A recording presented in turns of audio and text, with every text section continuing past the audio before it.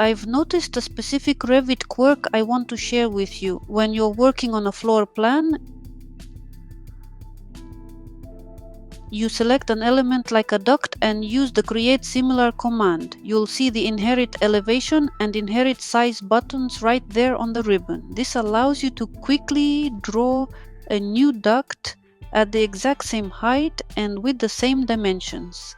However, when you switch to a reflected ceiling plan, things change. You select the same duct, hit Create Similar, and those buttons, Inherit Elevation and Inherit Size, are simply missing. This is why modeling on ceiling plans isn't always the most efficient choice. A significant part of the essential modeling toolkit is only fully available on floor plans. As you switch between these views, the set of commands on your ribbon actually changes.